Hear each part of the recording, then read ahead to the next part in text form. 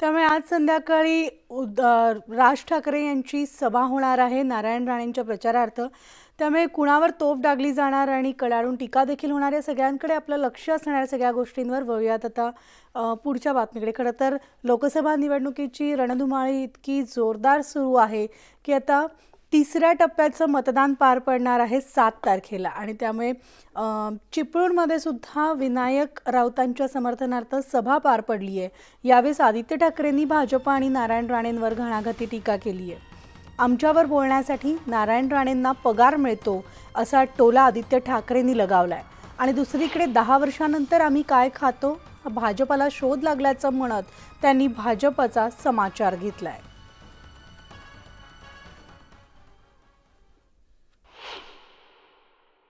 जे आपले विरोधी उभे राहिलेत समोरून त्यांचं काय वैशिष्ट्य आहे?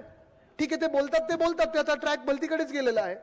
मला त्याच्यावर बोलायचं नाही, मी कधी वैयक्तिक टीका करत नाही। त्या लोकांना त्या परिवाराला गेले 16-17 वर्ष पगार मिळतो आम्हाला शिव्या देण्यासाठी। तो मिळत जाऊ दे ना, तर चालणं तरी कसं?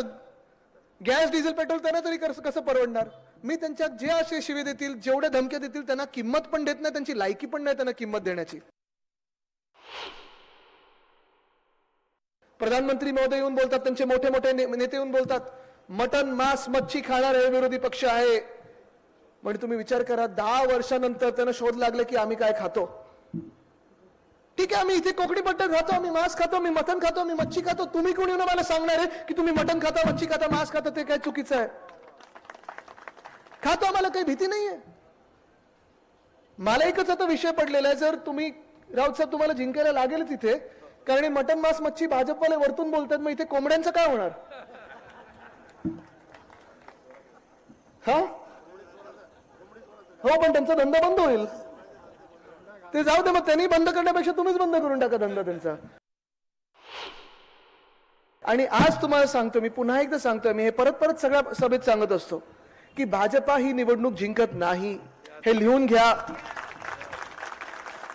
आणि हे काय मी हवेतलं बोलत नाहीये, मी काही पॉलिटिकल रीडिंग करत असतो, काही राजकीय गोष्टी वाचत असतो, बघत असतो, ऑब्झर्वेशन असतं। त्याच्यात पहिला इंडिकेटर जेव्हा जेव्हा भाजप कुठचंही राज्य हरायला येतं तेव्हा पहिली गोष्ट ते करतं म्हणजे हिंदू मुस्लिम वाद निर्माण करतं।